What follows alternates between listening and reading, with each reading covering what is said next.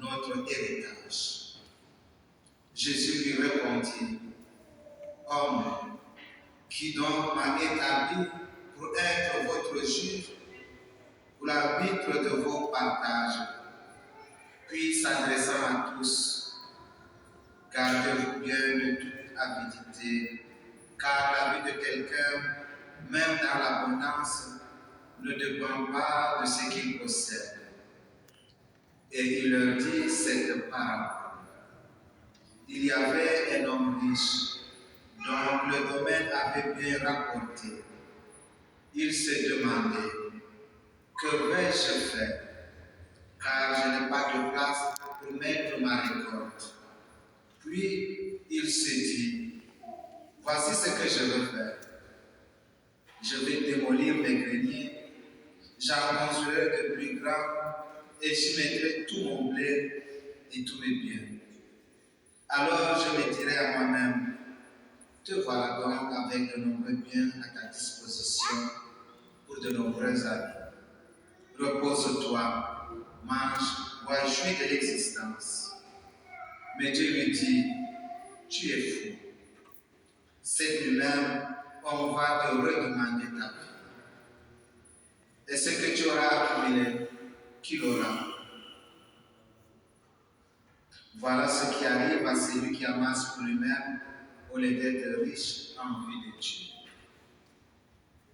Cherchez d'abord le royaume des cieux et sa justice,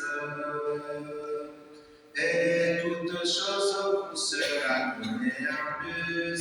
Alléluia, Alléluia. Alléluia, Alléluia, Alléluia, Alléluia, Alléluia, Alléluia,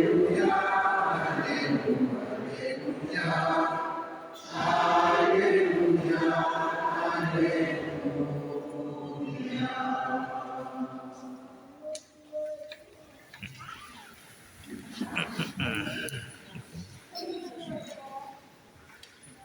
Voilà, chers amis, frères et sœurs bien-aimés,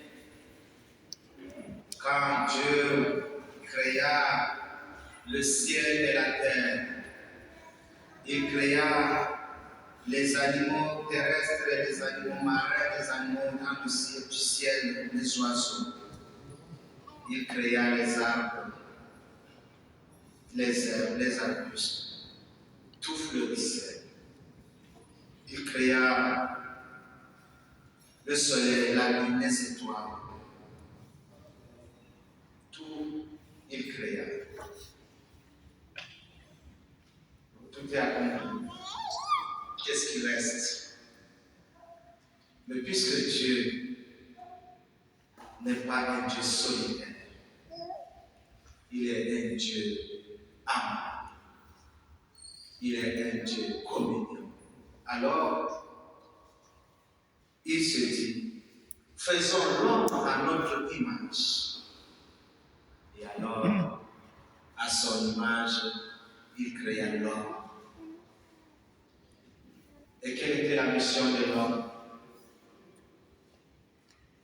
La mission de l'homme était, voilà, de continuer la création, procréer, dominer la terre, entretenir la terre, multipliez-vous. Voilà la mission que Dieu a donnée à l'homme. Et l'homme donc devient un vis-à-vis de Dieu. Dieu se réjouit quand il voit l'homme qui vit en lui l'amour dont il a aimé pour le créer. Voilà la mission de l'homme. L'homme vivait, il mangeait de ce qu'il trouvait dans le jardin.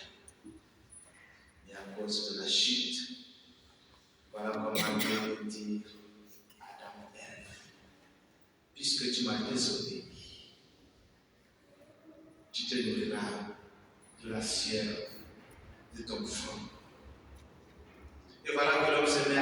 travailler. Mais non seulement pour travailler, pour manger, mais non se met à travailler, à travailler, à travailler. Et on essaie de travailler tant que nos énergies ne nous abandonnent pas. Voilà pourquoi nous travaillons. Nous cherchons toujours à travailler pour se nourrir, pour se réjouir. Et voilà comment la vie s'est réduite en cela. Frères et sœurs, pour notre méditation, je voudrais que nous puissions réfléchir autour de 3 points. Le premier point, c'est de dire que les biens matériels que le Seigneur nous accorde sont pour notre vie physique, ici et maintenant. Nourrir notre vie physique. Dieu nous demande de nous dépenser. Comme je l'ai dit, l'homme doit travailler pour se vêtir, pour se soigner, pour se loger, pour un peu se promener, se réjouir. Voilà pourquoi nous avons besoin des biens matériels.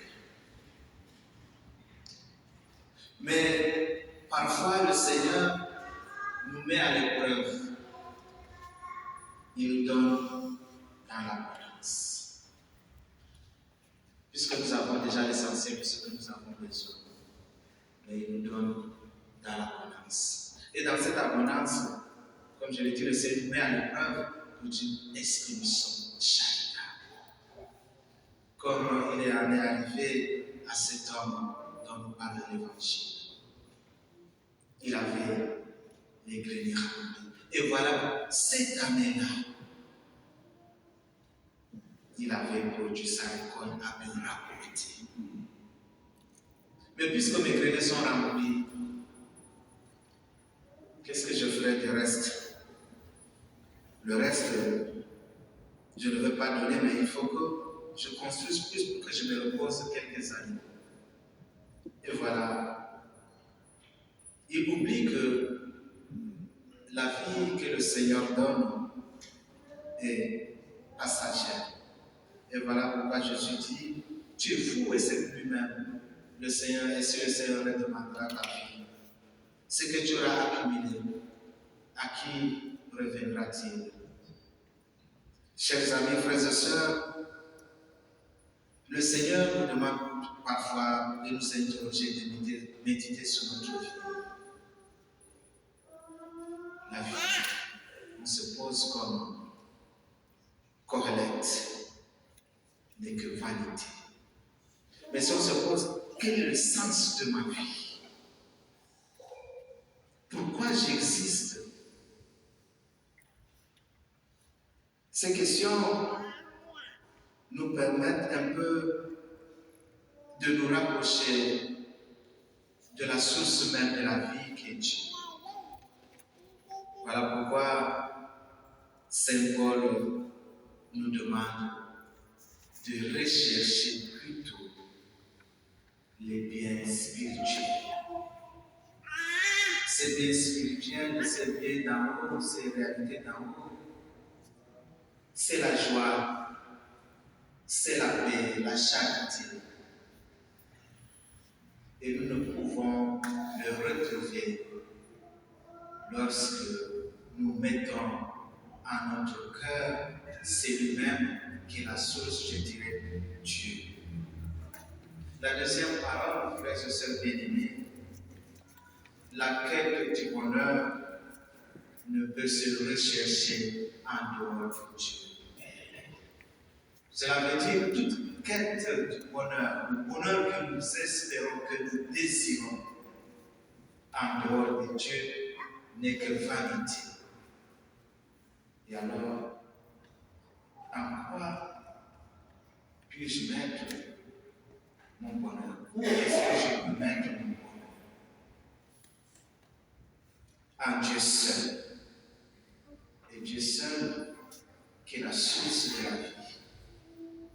Dieu seul qui dirige ma vie, qui m'oriente, pour que je puisse